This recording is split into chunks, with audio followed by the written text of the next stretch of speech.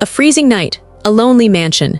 A paralyzed millionaire stares at the snow outside his window until a hungry 6-year-old black girl knocks and whispers, "Trade your leftovers for a miracle."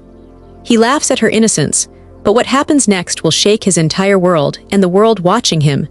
Before we dive in, if you believe in stories that uncover the raw truths of family, betrayal, and second chances, make sure you like this video and subscribe to Not So Perfect Family 365. Every twist we share could be the one that stays with you forever. Snow clung to the glass. The Langford house held its breath. Victor sat before a wall of windows, swallowing the black sky, his wheelchair a throne he never asked for. The hum of heat and the tick of a clock obeyed him. His legs did not. He'd built companies from code and rooms from loneliness. After the crash, the calls stopped. After the settlement, the friends vanished. After Celeste, there was only glass and the polite pity of people on his payroll. "Sir," Harold had said that afternoon over the intercom. Quarterly distributions posted. Celeste emailed about legacy considerations. I flagged it. Legacy tasted like iron. Agnes, his mother, had asked whether he was eating, sleeping, forgiving God yet. He'd lied twice and let the third hang. Victor gripped the scuffed armrests and inventoried what he'd lost by touch. Little league shoulders, stairs taken 2 at a time, mornings that began with running instead of pills. The knock was so small he thought it was the house settling. It came again, 3 taps, tentative but stubborn, at the side door where staff used to enter when there was still staff. He rolled toward it, irritation punching ahead of curiosity. He did not do surprises, and he did not do charity at the When he opened it, Winter slapped him. A child stood there, thin coat, shoes wet through, hair tangled with snow. "Evening, mister," she said. "Do you have any leftovers you don't want? I'm Mia." Leftovers? The word came out sharper than he meant. He looked past her, no adult in sight, only the wavering halo of the porch light. She lifted her chin. "If you'll trade your leftovers," she said carefully, "I'll trade you a miracle." Victor laughed. It wasn't kind. "Kid, I've already bought all the miracles they sell." "I don't sell mine," she said. "I just do it." "Where's your mother?" "Across the street, working late. She says never ask for money, only for what folks aren't using. You're not using all that food." She pointed past him into the dark. "Not using." The line hit his sternum. He backed the chair. "Kitchen," he said and rolled aside. She entered softly, took the container he offered, and whispered thank you like a secret. "You don't have to," he began, then stopped. She said, "Mister, can I touch your knee?" "Absolutely not." "You said you bought all the miracles." "I'm not selling," she said. "If you hate it, I'll leave faster." He almost smiled. "What do you think you can do?" "Sometimes things wake up when you tell them they're still part of you," Mia said. "My mom says so," she shrugged. "I'm little, I can't carry much, but I can remind." He wanted to say no. The nerves were severed, the scans were final. A child's palm was not a wand. Yet the room felt less hostile with her in it, like air moving after years of stale. "2 seconds, he said at last. "Then you go." She set the container on the counter, walked to his chair, and looked up for permission the way children do when they've been taught to ask. He nodded once. She pressed 2 fingers, precise and gentle, into the denim over his left knee. Victor braced for nothing. Instead, warmth small as a match in a cave, bloomed under her hand, and traveled someplace he hadn't in 19 years. Renee Brooks stormed up the Langford driveway just after dawn, her coat still wet from the slush she trudged through, her eyes sharp enough to cut glass. Victor, who had barely slept, was still in the kitchen, staring at the untouched plate Mia had left behind. The child's words, "I can remind," kept replaying in his head like a broken reel. "Mr. Langford." Renee's voice cracked like a whip. "You want to tell me why my 6-year-old was inside your mansion last night?" Victor's hands clenched the wheels of his chair. "She knocked, I opened, she asked for food. She asked for food because we don't have enough and because she doesn't understand how dangerous this world is." Renee's breath was ragged. "What were you thinking letting her in?" Victor bristled. "What was I supposed to do, shut the door on her face?" "Yes," Renee snapped. Then softer, her voice splintering, "at least until I was there with her." Mia, half asleep in the doorway, rubbed her eyes. "Mama, he gave me food, he didn't do anything wrong." Renee crouched, gripping her daughter's shoulders. "You don't walk into strangers' houses at midnight, especially not houses like this." She glanced at Victor, and her tone hardened. "Especially not men like him." Victor flinched at that, men like him. He'd been called many things in his rise and fall, genius, shark, cripple, relic, but never had the label carried such naked suspicion. "Your daughter was safe," he said, voice low. "You don't get to decide that," Renee shot back. The room bristled with silence until Mia whispered, "Mama, I promised him a miracle." Renee closed her eyes, pain cutting through the anger. "God help me, child. Don't promise strangers miracles. Don't give away pieces of yourself for scraps." Victor looked down at his lifeless legs, then back at Renee. She didn't give away anything. She gave me something I haven't felt in years. Renee straightened, crossing her arms. From now on, if she comes here, it's only when I'm with her, daylight hours. And if I see anything that looks wrong, we're gone. Do you understand me? Victor nodded once. Understood. Before she could reply, the intercom buzzed. Harold's measured baritone spilled through. Victor, Celeste's attorney sent another letter, something about a reassessment of your estate, and your mother left 2 voicemails. She's worried you're isolating again. Renee arched an eyebrow. Ex-wife, mother, lawyers, Victor exhaled. Welcome to my quiet life. Renee gathered Mia's hand. Quiet? No, looks like a storm, and I won't let my daughter drown in it. As the door shut behind them, Victor rolled back into the empty kitchen. The container Mia had carried was still on the counter, but beside it, barely noticed until now, lay a small paper flower folded from newspaper. He touched it, and again that phantom warmth flickered in his knee, stronger this time, sharper, impossible to dismiss. And from somewhere deep in the cold corridors of the house, a draft carried the faintest sound. A second knock, soft, insistent, at the servant's door. The knock came again that evening, softer than the night before, but steady enough to stir Victor from his stupor. He'd spent the day in silence, staring at the paper flower Mia had left on his counter. It was ridiculous, absurd, even that a child's folded scrap could occupy the mind of a man who once negotiated billion-dollar deals. Yet each time his gaze drifted to it, he swore the air in the house felt less suffocating. When he wheeled himself to the side door, he found Mia once more, her coat zipped to her chin, cheeks flushed from the cold. Renee stood just behind her, arms crossed, eyes wary. Mr. Langford, Renee said flatly, she insisted on thanking you properly. Mia stepped forward, holding out another small flower, this one made from a grocery receipt. For you, she said. Victor took it carefully, feeling foolish for how much it meant. You're persistent, he muttered. She's stubborn, Renee corrected. Mia tilted her head. Can we try again, the miracle? Victor almost laughed her off, but something in her steady gaze halted him. Against every instinct, he nodded. 1 minute. Renee hovered close as Mia set her little hand on his knee.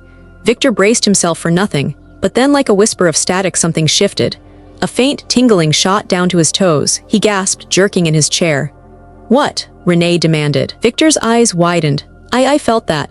Felt what? She pressed. A tremor. After 19 years I felt something. His voice cracked with disbelief. Renee's expression flickered between suspicion and awe. It could be your mind playing tricks. Maybe, Victor said, but his hands trembled. But tricks don't feel this real. Before Renee could answer, the house phone rang, shattering the fragile moment. Victor hesitated, then picked up. Victor, the voice was polished. Familiar, cutting, Celeste, his ex-wife. I heard whispers you've been keeping company. Don't be naive. People will use you. He stiffened. Why do you care? Because your name still ties to mine in certain trusts, and because Harold tells me you're letting strangers into the house. Victor's gut twisted. Harold told you. He glanced at the wall speaker as though Harold might be listening still. Celeste's tone sharpened. You can't afford more scandal. I'll be in touch. The line clicked dead. Renee's eyes narrowed. Ex-wife, Victor swallowed hard. And apparently my chief of staff has a longer leash than I thought. Mia looked up at him, unshaken. Don't listen to them, I told you, the miracle's real. Victor wanted to believe her. Yet in the echo of Celeste's voice and Harold's betrayal, the tremor in his leg felt less like hope and more like the start of a storm he couldn't control. That night, alone in his bedroom, the sensation returned, this time unprompted. His right toe twitched beneath the covers. For a split second, he thought he was dreaming. But when he ripped the sheet back, the faint indent in the blanket proved it real. His heart hammered. For the first time in 19 years, something inside his body had moved. And somewhere out in the snowlit dark, someone else already knew. A camera flash blinked from the tree line outside his window. Renee sat at the chipped kitchen table of their apartment, bills scattered like landmines. The fluorescent light buzzed overhead, harsh and merciless, illuminating the red stamps, past due. The rent, the utilities, the medical notice she'd hidden from Mia, all screaming louder than her exhaustion ever could. The phone vibrated again. Alton and Finch Collections. She silenced it, jaw tight. The same voice had been leaving messages for weeks. MS. Brooks, unless arrangements are made, we will proceed with wage garnishment. She'd stopped answering, stopped explaining that no amount of garnishment could pull blood from a stone. Mom, Mia shuffled out of the bedroom, clutching her stuffed rabbit. Are you mad? Renee forced a smile. Not at you, baby, go back to sleep. But Mia lingered. Mr. Victor said he felt something. I think the miracle's working. Renee's throat closed. Miracles don't pay rent, Mia. The girl frowned. Maybe they pay in other ways. Renee pulled her close, inhaling the warmth of her daughter's hair, wishing it were enough to drown the gnawing fear in her chest. Across the street, Victor scrolled through his accounts. His fortune, once towering, was now a labyrinth of trusts, investments, and restrictions left in the wake of Celeste's lawyers. He lived on plenty, yet the numbers felt abstract, untouchable. The more he stared, the more he saw emptiness. Harold's voice echoed from earlier. "Victor, optics matter. Bringing them in, people will say you've lost control, especially if she's drowning in debt." Victor had ignored him, but the phrase lodged in his skull. Drowning in debt. He didn't want to believe it, yet curiosity gnawed. That night when Mia left her backpack on the counter, a folded envelope slipped out, hospital letterhead. Victor froze, guilt burning as he read the words, outstanding balance. Oncology department. Renee was sick. The paper trembled in his hand when the apartment buzzer rang. Renee stood at his door minutes later, eyes blazing. "You went through my daughter's things." Victor tried to steady his voice. It fell out. "Renee, why didn't you tell me?" "Because it's none of your damn business." She yanked the letter from his hand. "We may be poor, but we're not beggars. Don't confuse feeding my daughter with owning us." "I wasn't," he stopped, breath ragged. "You think I pity you, but that night she touched my knee, something changed. Don't you see, this isn't about pity." Renee's face softened for half a second before hardening again. "Hope is expensive. I can't afford to buy it for her just to watch it break." Mia peeked around her mother's coat, eyes wide. "Mama, please, he needs us and we need him." The silence stretched. Finally, Renee exhaled. "1 week, we'll stay in the mansion on my terms. Jasmine's needs come first. I'll help run the house, but we won't be freeloaders. And if you ever give me a reason not to trust you, we're gone." Victor nodded, something fierce rising in his chest. Agreed. But when the door closed behind them that night, he wheeled back to his study and stared at the letter again. Cancer, debts, a child's belief in miracles, and now his ex-wife sniffing around with her lawyers. The house had been silent for 19 years. Now it was breathing again, too loudly. And in the shadows of the gated drive, Harold sat in his car, phone pressed to his ear, murmuring, "Yes, Celeste, she's moving in. You were right, she's drowning." The Langford mansion had never known the chaos of cereal bowls clinking before sunrise, or the hum of a child's humming echoing down the marble halls. For years, it had been a mausoleum of glass and steel, silent except for the hiss of radiators and the creak of Victor's wheelchair. Now, each morning, the house woke with Mia. She darted through the halls in her socks, laughter spilling out like sunlight. Renee trailed after her, already in her work uniform, sweeping her daughter's curls into a ponytail before hustling her to the kitchen table. Victor watched from the doorway, one hand resting on his wheel rim. "You're up early," Renee said, not looking at him. "Couldn't sleep." His eyes flicked to the plate she'd set down, scrambled eggs, buttered toast, something simple but warm. He hadn't eaten breakfast at a table with anyone in almost 2 decades. Mia beamed at him. "Today we practice again." Victor smirked. "Practice what? Miracles?" "Yes." She slapped the table lightly for emphasis. "Miracles take practice like math. You have to keep doing it until it works." "Hunger math," Renee muttered, dropping her gaze to the pile of bills she tucked under her arm. Victor caught it. "You shouldn't." "Don't," she cut him off. "We're here on conditions, remember?" He nodded, swallowing his retort. But when Mia climbed onto his lap later and pressed her tiny palm against his knee, the spark returned. A tingling. He tried not to flinch, tried not to let hope show on his face. But Renee saw it anyway. "Placebo," she said sharply. "Maybe," he replied. "Or maybe you're afraid she's right." Her jaw tightened. "I'm afraid she'll break when the world tells her miracles don't pay rent." Before he could answer, the doorbell rang. The sound ricocheted through the cavernous halls like a cannon shot. Victor wheeled to the monitor. His mother Agnes stood outside, wrapped in her fur-lined coat, expression colder than the snow falling around her. He opened the door reluctantly. "Mother." Her eyes swept the entry hall, landing on Mia's shoes by the mat, Renee's coat hanging from the banister. "So it's true," she said icily. "You've filled the house with strangers." "They're guests," Victor said. "They're opportunists," Agnes replied, "and you're too weak to see it." Renee stepped forward, shoulders squared. "With respect, ma'am, I didn't ask to be here." He opened the door. Agnes ignored her, eyes drilling into her son. "I buried your father in this house. I tended every corner of it while you chased money. And now you let outsiders play at family in my kitchen." Victor's hands gripped the armrests until his knuckles whitened. "I decide who belongs here, not you." For the first time in years, he raised his voice at her.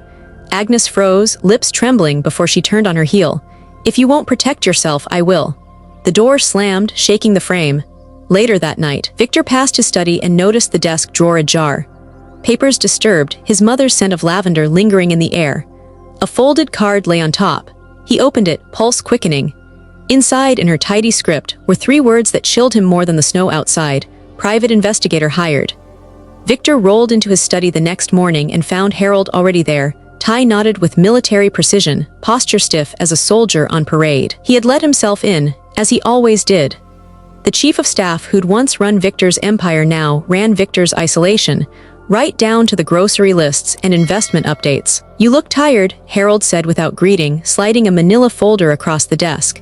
"Estate performance, dividends down 2% but manageable." Celeste filed another request for financial disclosure. Victor's lips thinned. She already took her pound of flesh. What more does she want? Harold adjusted his cufflinks. "Relevance, she thrives on it. Divorce didn't dim her appetite." Victor ignored the jab, scanning the papers. Things snagged his eye, a line item labeled discretionary transfers. Small amounts recurring monthly, routed through a holding company he didn't recognize. "What's this?" Victor asked. Harold's jaw barely moved. "Operational expenses. For what operations? I haven't signed anything new." Harold's smile was practiced, polished. "Sometimes it's better you don't know every detail. You have other matters occupying you now." His glance drifted toward the hall, where Mia's giggles echoed faintly. Victor bristled. "Don't. I mean only this," Harold said smoothly. "Your generosity is commendable, but the world doesn't forgive a man in your position for lapses in judgment. People will talk, they already are." Victor's hand tightened on the folder. "You're suggesting what? That Renee is here to empty my accounts?" Harold leaned closer. "I'm suggesting you've been targeted before. Remember the friend who sold your recovery photos to the tabloids? The nurse who falsified expenses? You don't need to repeat old mistakes." Victor's voice dropped, steel beneath the weariness. "I'll decide who's a mistake." For a long moment they locked eyes, silence heavy as lead. Then Harold straightened, mask slipping back into place. "As you wish. One last thing Celeste asked after you. She said she'd take you back if you'd clear the house." The words slashed through the air. Victor forced a dry laugh. "She's not interested in me, she's interested in the assets she can't touch." Harold didn't argue, he didn't have to. He merely gathered his papers, bowed his head with that old, false humility and left the study. But when Victor wheeled closer to the desk, he saw the faint glow of the monitor still on. An email draft hovered on screen, unsent but damning. Attachments of his bank ledgers cued to an address he recognized instantly. Celeste's attorney. Victor closed the window with a shaking hand, pulse hammering. For 19 years, his body had betrayed him. Now it seemed the man he trusted most was doing the same. And down the hall, Mia's laughter carried into the study, bright, unknowing, while Victor stared at the ledger, wondering how many secrets had already been sold. Dr. Noor Patel had seen Victor Langford's name on her patient roster so many times it had become routine, almost background noise in her career. Complete spinal lesion. No motor recovery expected. She told him that herself years ago when the optimism of early rehab had drained into bitterness. Yet here he was again, wheeling into her clinic with a flicker of something dangerous in his eyes, hope. "Another evaluation?" she asked, flipping open his chart. "Victor, we've done this dance for 19 years. "Humor me," he said. His voice was steady, but his fingers drummed the armrest. "Run the scans, reflex tests, all of it." Patel studied him. "What changed?" Victor hesitated. "How do you explain that a 6-year-old touched your knee and something lit up inside you like a faulty wire reconnecting?" He settled on, "I felt movement." Patel arched a brow. "Where?" "My toes, twice now. Once with a witness." "Witness?" He almost said Renee, then stopped. "Someone I trust." Patel sighed. "Fine, let's see." The room was cold, sterile, electrodes pressed against his skin. Patel tapped a reflex hammer against his calf. For years, silence. Today, though, the faintest twitch rippled in his right foot. So faint she nearly missed it. Patel's head snapped up. Again, another tap, this time unmistakable, a tremor brief but real. Victor exhaled, eyes wet. Patel scribbled furiously. "It could be artifact, a misfiring. Nerves occasionally spark without functional recovery. Don't read too much into this." "I felt it," Victor insisted. "Don't tell me not to believe my own body." She softened slightly. "I'll order an MRI, but temper your expectations." Later that night, Victor sat in his dim study, MRI printouts on his lap. Patel had admitted it herself, faint neural reconnection, unexpected. Medically rare, not enough to promise walking, but not nothing either. He turned to the window where snow blurred the city lights. His reflection looked almost alive again, shoulders straighter, eyes sharper. Maybe the kid was right. Maybe miracles take practice. Then a phone buzz shattered the fragile quiet. Victor reached for it. The message was from an unknown number. Attached, a grainy photo of him leaving Patel's clinic, Mia's small hand holding his. The caption read, "Paralyzed mogul healed by street girl, truth will out." Victor's stomach dropped. Someone was watching. Someone wanted this story twisted before he could even understand it himself. And somewhere in the house, the paper flowers Mia had left on his counter trembled in the draft, As if warning him, the storm outside was about to break the glass wide open. The headline hit the tabloids before breakfast. Street girl or scam artist. Sources say Langford's recovery a hoax. The photo was unmistakable. Victor rolling out of Dr. Patel's clinic, Mia clutching his hand. The caption beneath dripped with mockery. By noon, the phone lines at the mansion lit up. Reporters, former colleagues, strangers hungry for scandal. Victor silenced them all, but one call slipped through. Celeste. Victor, her voice purred, still velvet even after years of courtroom wars. I saw the photos. You always did crave attention. I didn't leak anything, he snapped. Of course you didn't. You were never subtle. But let's talk about what matters. Your reputation and your estate. Victor ground his teeth. We settled that long ago. Celeste laughed, low and cold. Settlements can be reopened, especially when there's concern about competency. My lawyer filed a petition this morning. Competency? His voice sharpened. You're calling me unfit. Not me, the court. They'll want to know why you're surrounding yourself with, let's call them strangers of questionable background. A poor woman with debts. A child promising miracles. It sounds less like rehabilitation and more like exploitation. Victor's hands shook on the wheels of his chair. You're twisting this. Perception is reality, Celeste said smoothly. And right now, reality paints you as vulnerable. If I argue your judgment is compromised, the court can freeze your assets to protect you. Consider it a kindness. Victor's throat tightened. He thought of Renee, of Mia, of the fragile warmth that had begun to seep back into the halls of his home. In a single filing, Celeste could tear it all apart. Don't do this, he said quietly. I'm already doing it, unless of course you come to your senses, clean house, rebuild your image, you could even thank me later. She hung up before he could answer. That evening, Victor gathered Renee and Mia in the kitchen. The weight of the petition sat heavy in his chest. She's coming after me, he admitted. After us, a legal freeze. If she wins, every dollar, every account locked. Renee stiffened. And she'll say it's because of me. Victor met her gaze. Because of us, but she underestimates me. Or overestimates herself, Renee muttered, pacing. If this goes public, Mia will be dragged into it. You think reporters mock you now? Wait until they print a photo of a little black girl being called a con artist. Mia looked up, confused. Mama, I didn't do anything wrong. No, baby, Renee whispered, hugging her tight. You didn't. But sometimes the world punishes us anyway. Victor's fists tightened. Then we fight, with truth, with proof. A silence fell, broken only by the tick of the clock. Renee's eyes searched his face as if weighing whether he was man or fool. Fine, she said at last. But if we stand in this, we stand together. You want family, Victor. This is what family costs. Victor nodded slowly. Outside, snow blanketed the gates, muffling the world.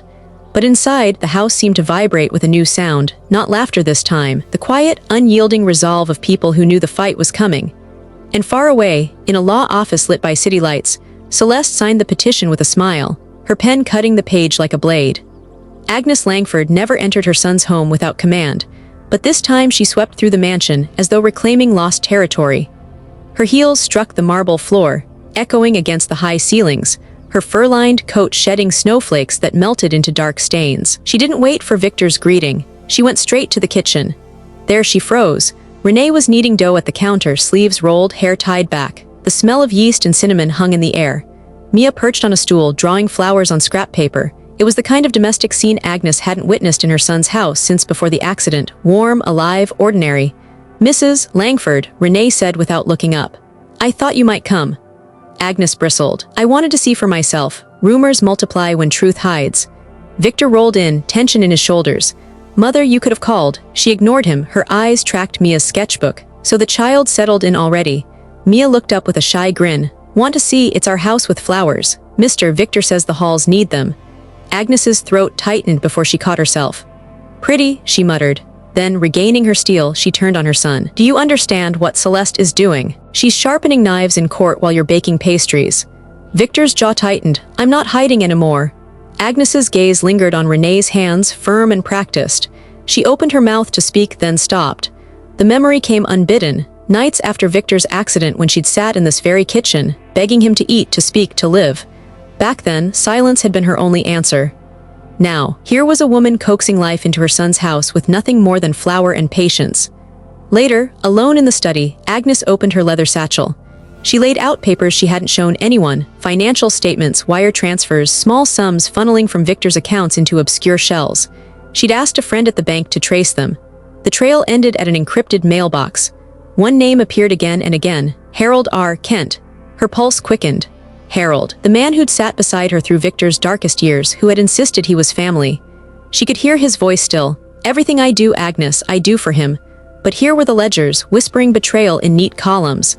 That evening, when Harold arrived for his routine check-in, Agnes intercepted him in the foyer. Her voice was low, controlled. "I know about the transfers." For a flicker of a second, Harold's eyes narrowed. Then the mask returned. "Be careful what you think you know, Agnes.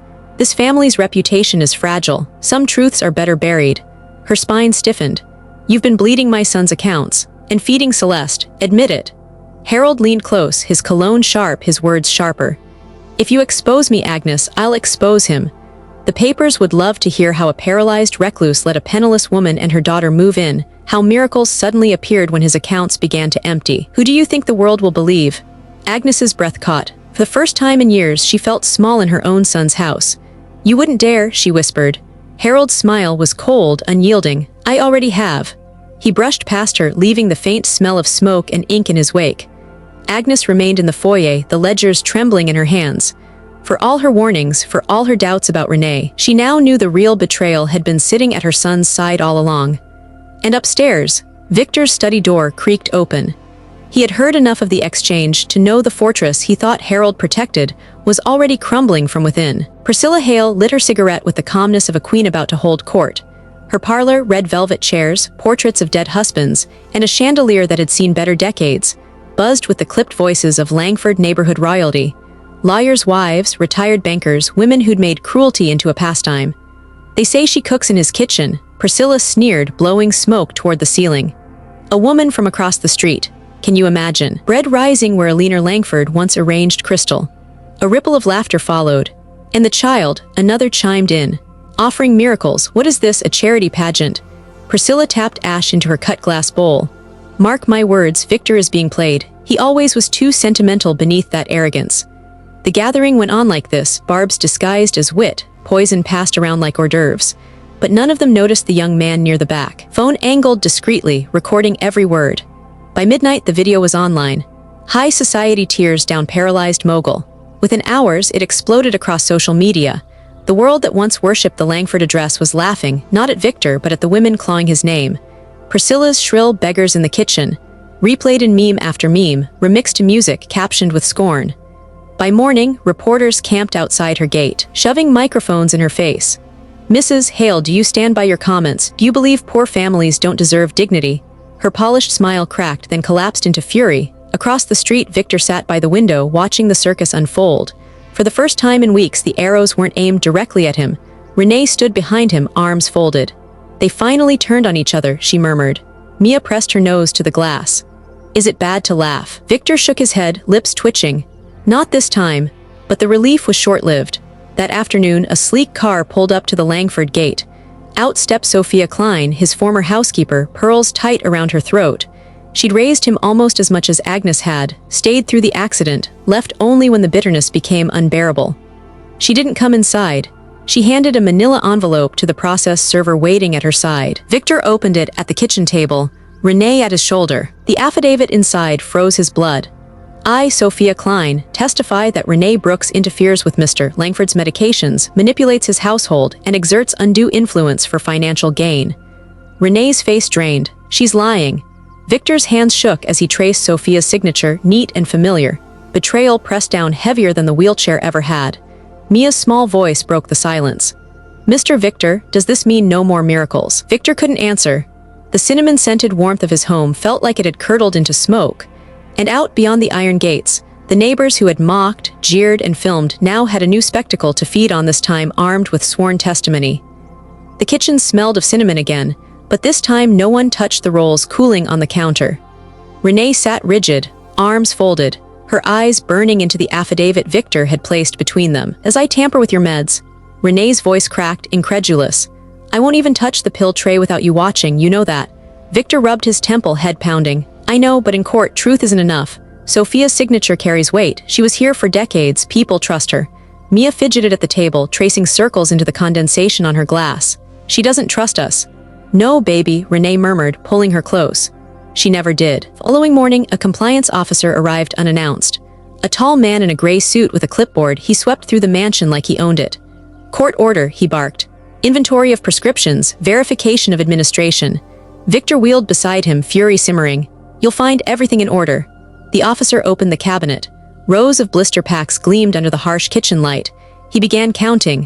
1 row, 2 rows, perfect, untampered. Then in the third drawer his hand paused. This pack's short. He held up a card of painkillers, 2 empty slots where there shouldn't have been. Renee's face blanched.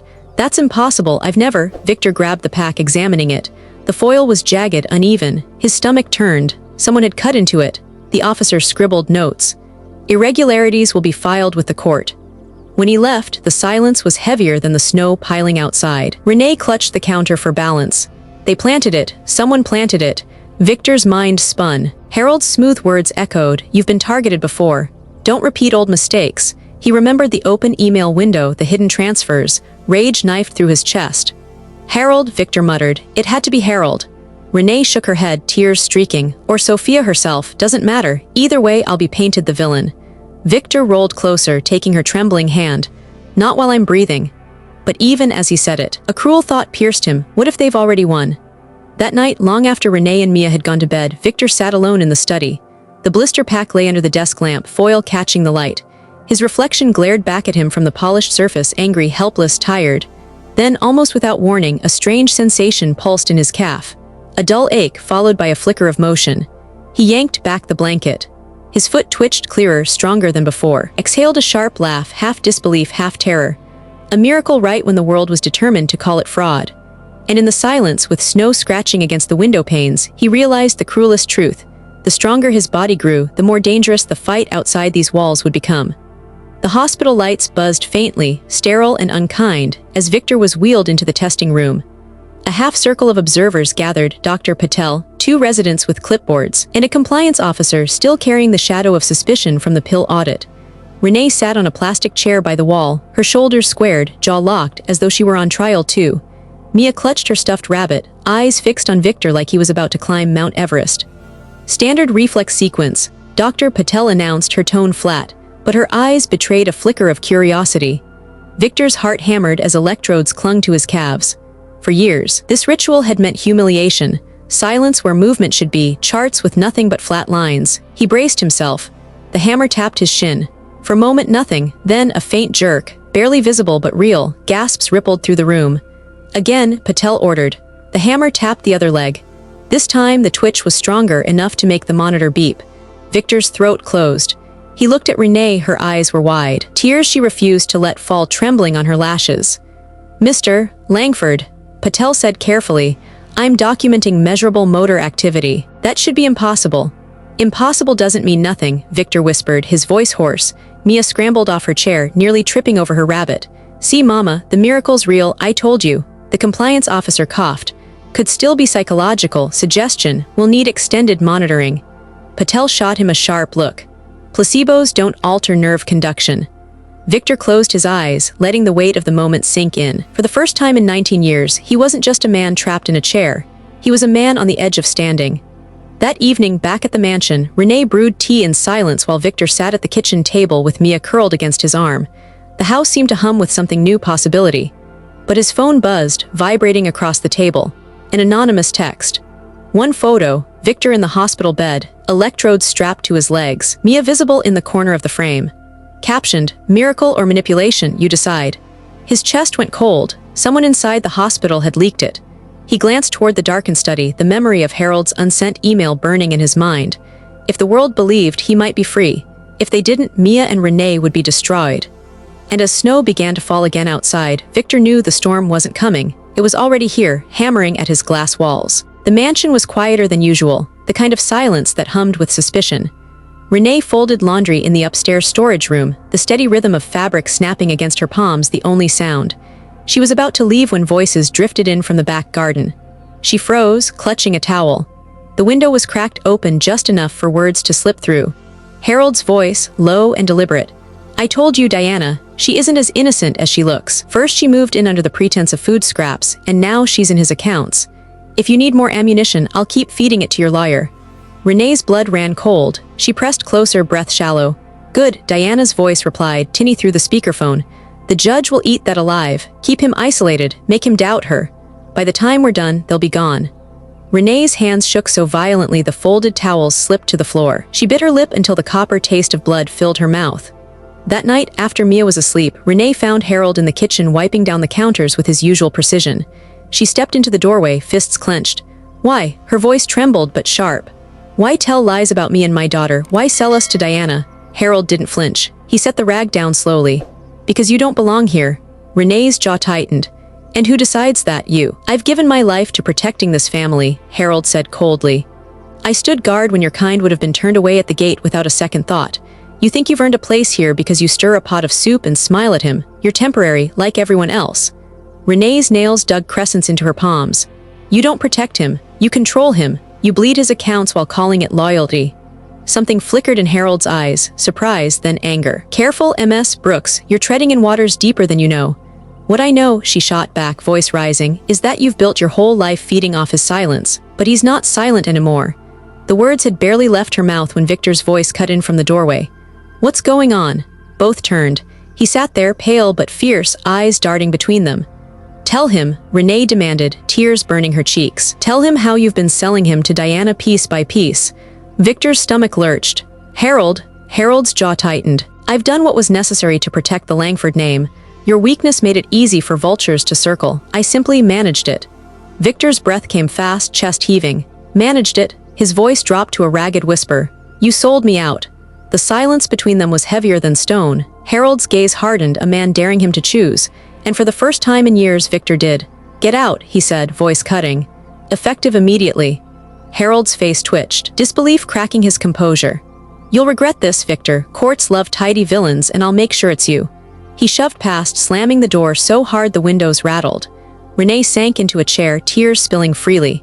Victor wheeled closer, laying a trembling hand on hers. For 19 years his body had betrayed him. Tonight his oldest ally had too. And as the echo of Harold's threat lingered in the dark, Victor knew the real battle was only beginning. The courtroom smelled of polished wood and cold coffee, a place where reputations came to die. Victor wheeled himself to the defense table, chin lifted though his hands trembled. Renee sat beside him, spine rigid, jaw clenched. Mia fidgeted on the bench behind them, her stuffed rabbit tucked under one arm like armor. Across the aisle, Celeste arrived in full theater, navy suit cut razor sharp, pearls glowing at her throat, an entourage of lawyers flanking her like bodyguards. When she glanced at Victor, it wasn't with love or nostalgia, it was hunger. Docket 23-451, the clerk intoned. Harrison versus Langford, petition for guardianship and asset protection. Celeste's lead attorney, slick-haired and smirking, rose first. "Your Honor, my client seeks only to protect Mr. Langford from predatory influence. The evidence will show that Ms. Renee Brooks, a woman drowning in debt, has infiltrated his home, tampered with his medication, and manipulated his fragile hope for her own gain." He gestured to Sophia Klein, seated primly at the witness bench. Victor's stomach nodded. Sophia's testimony was rehearsed, every word dipped in venom. "I cared for Mr. Langford for nearly 30 years. I saw how grief made him vulnerable. And I know," her voice cracked theatrically, "I know he is being exploited now. That woman handles his pills. I've seen her rifling through documents. And this so-called miracle, convenient timing for a desperate woman." Renee slammed her palm against the table, half rising. "That's a lie. Ms. Brooks," the judge warned, gavel tapping once. Victor caught her hand under the table, squeezing until her rage subsided. Then came Agnes. She'd sworn she wouldn't take sides, but when the bailiff called her name, she rose with surprising steadiness. She carried no notes, no lawyers, only a folder of ledgers under her arm. "My son may have been bitter," Agnes began, voice clear, "but he was never blind. And while you accuse this woman of theft, I've uncovered real theft committed by someone else." She opened the folder and laid out copies of Harold's transfers, neat lines of money funneled away in shadow accounts. Gasps rippled through the gallery. Celeste's attorney stammered, "Irrelevant. It speaks to credibility." The judge cut in, "Proceed." Agnes's eyes swept the room, finally landing on Renee. "This woman has restored something I thought lost in my son. He is not weak because he believes again. He is strong." Victor's throat burned. For the first time since the accident, his mother was defending him, not doubting him, but the victory was short-lived. The judge leaned forward. "Compelling testimony, yet there remains one matter. Mr. Langford claims new physical progress. Extraordinary claims require extraordinary proof." A hush fell. Celeste's smile was thin, sharp as glass. "Yes, Your Honor, let him prove it, or admit this miracle is nothing but fantasy." The judge nodded. "Bring in the child, I want to hear from her." Victor's heart stopped. Mia clutched her rabbit tighter as the bailiff beckoned her forward. Renee's breath hitched, and as Mia climbed into the witness chair, her feet dangling far above the floor, the entire room seemed to lean in, waiting to see if a 6-year-old's voice could shatter or save them all. Mia's legs dangled nervously from the witness chair, her stuffed rabbit clutched so tight its ears bent. The judge peered over his glasses, expression stern but not unkind. "Miss Brooks," he said gently, "do you know why you're here today?" Mia glanced at Victor, then at her mother. "They said Mama and me did something bad to Mr. Victor, but we didn't, he's our friend." The gallery rustled. Celeste's attorney stood, voice dripping condescension. "Mia, your mother has debts, doesn't she? Lots of money she owes." Renee stiffened. "Objection," the judge lifted a hand. "I'll allow it. Answer if you can, child." Mia frowned. "Mama works 3 jobs, we don't have much, but she says debt doesn't make us bad people." A few murmurs, softer this time. The lawyer pressed on. "And isn't it true you've promised Mr. Langford miracles, that you can make him walk again?" Mia sat straighter, eyes wide with conviction. "I never said I could do it alone. I said if we believed and if we practiced, his legs might remember him. Like math problems, you keep trying until it adds up." The room went silent. Even the stenographer paused, glancing up. The lawyer recovered. "So you admit you've been filling his head with fantasies?" "No, sir," Mia said firmly. "I've been filling his heart with hope, that's different." Gasps and scattered applause broke out before the bailiff barked order. The judge's face softened almost imperceptibly. Then he leaned forward. "Mr. Langford, I have a final request. If you claim progress, show us. If you cannot, I will have no choice but to rule on the evidence presented by Mrs. Harrison and her counsel." Victor's chest tightened. The words echoed in his skull, "Show us." His palms dampened against the wheelchair arms. Renee grabbed his hand. "You don't have to." "I do," he whispered. His eyes locked on Mia, whose small face glowed with the same stubborn faith that had first cracked open his frozen world. The courtroom grew still as the bailiff steadied him. Victor planted his trembling hands on the armrests. Every muscle in his body screamed to collapse, but somewhere deep in his spine, in the place doctors had written off long ago, a spark flared. He gritted his teeth. The wheels creaked under his weight. Inch by inch, he began to rise. And just as he lifted clear of the chair, his knees quivering, the entire room surged to its feet in shock, leaving the outcome of the trial hanging on whether he would fall or take that impossible first step. The courtroom held its breath. Victor's hands gripped the rail of his chair, knuckles white, sweat rolling down his temple. For 19 years, his body had been a cage. Now, with every eye on him, he forced his weight through legs that had forgotten him. One foot twitched, then pressed into the carpet. His knee buckled, but Dr. Patel darted forward, steadying his arm. "Easy," she whispered, though her own voice shook. Victor drew in a ragged breath and pushed again. Inch by inch, his body rose. His spine screamed, muscles burned, but then suddenly he was standing. Not dreaming, not imagining, upright. A gasp tore through the gallery. Cameras clicked like gunfire. Celeste's smirk drained into disbelief. Victor's gaze swept the room, landing on Mia. She sat forward, rabbit forgotten, eyes wide, whispering, "You can do it, Mr. Victor, just one more." He lifted his foot. Shaky, halting, but real. The sole came down with a dull thud against the floor. A step. A second followed, clumsy but undeniable. Applause broke out, muffled at first, then swelling until even the judge had to rap his gavel for silence. "Order, order in this court." Victor sagged back into the chair, chest heaving, but his eyes gleamed, alive with something no medical file could explain. Dr. Patel wiped her eyes, speaking firmly for the record. "This is medically significant. I can no longer call his recovery impossible. I've witnessed it myself." The judge nodded slowly. "Then this court cannot accept claims of manipulation or fraud. Petition denied. Assets remain under Mr. Langford's control." Celeste shot to her feet. "This is outrageous. He's being manipulated by—" "Enough," the judge snapped. "Your case collapses under its own weight." The gavel cracked like thunder. Renee exhaled as though she'd been holding her breath for years. She squeezed Victor's hand so hard it hurt, but he didn't let go. Across the aisle, Celeste's lawyers shuffled papers in defeat, and Sophia avoided his gaze entirely, pearls trembling against her throat. Reporters swarmed the exits, shouting questions. "Miracle, cure, or trick? Mr. Langford, will you walk again? Who is the little girl?" Victor ignored them. He turned to Mia instead. "You kept your promise." Mia's grin was so wide it threatened to split her face. "Told you miracles take practice." And as Renee pulled her daughter close, Victor realized that standing, those 2 impossible steps, wasn't the real victory. The real battle had just begun because miracles, once seen, attract enemies who will do anything to prove them false. The days after the verdict blurred into a strange kind of festival. Bouquets piled at the Langford gates, roses, lilies, even sunflowers scrawled with notes from strangers. You gave me hope. My son is paralyzed too. Thank you for believing. Letters arrived from around the country, some trembling with gratitude, others with envy. Victor had never known such attention without a price tag. He rolled through the mansion halls watching Renee sweep the kitchen, Mia humming as she drew chalk flowers on the marble patio. For the first time in 20 years, the house felt like it belonged to people, not ghosts. Agnes appeared one morning with bags of groceries, not her usual extravagant imports but staples, bread, milk, apples. She set them on the counter without ceremony. If you're going to play at family, you'd better feed them properly, she muttered. But when Mia hugged her waist, Agnes's hands lingered on the child's back longer than pride allowed. One evening, Victor gathered Renee and Mia in the parlor. The fireplace crackled, throwing shadows that seemed less menacing than before.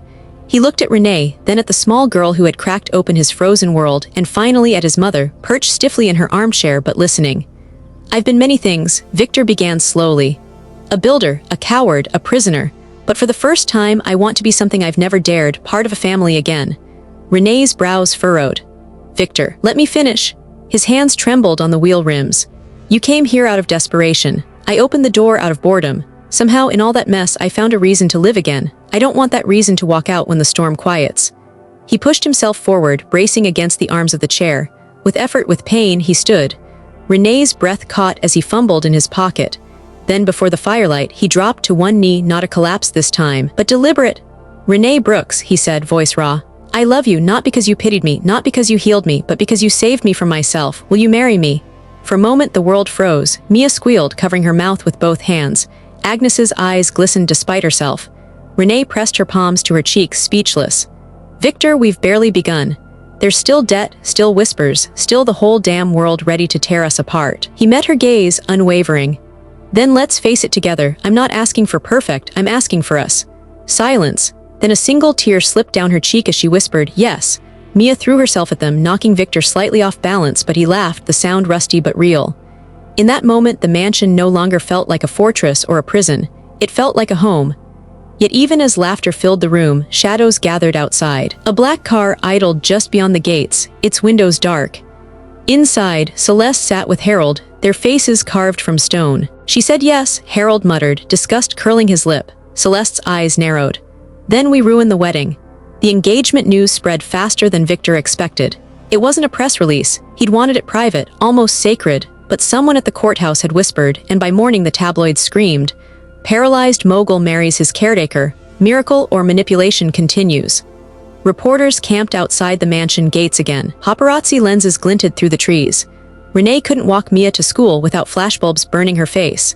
Even groceries required strategy. Agnes smuggled them in under her coat, her aristocratic disdain now directed at journalists rather than her future daughter-in-law. Inside, plans for the wedding stumbled forward. Renee wanted something small, intimate. Victor, stubborn as ever, insisted, if we hide, they win. Let the whole damn world see. 2 weeks later, embossed invitations appeared in mailboxes across the neighborhood. But not from Victor. The envelopes, stamped with a gold H, were poison disguised as courtesy. Inside each was a mock invitation, printed to look real but dripping with cruelty. Please join us in celebrating the union of a crippled fool and his gold-digging nurse. Formal attire, bring donations for debt relief. By afternoon, copies circulated online. Hashtags bloomed, #miracle scam, #gold digging bride.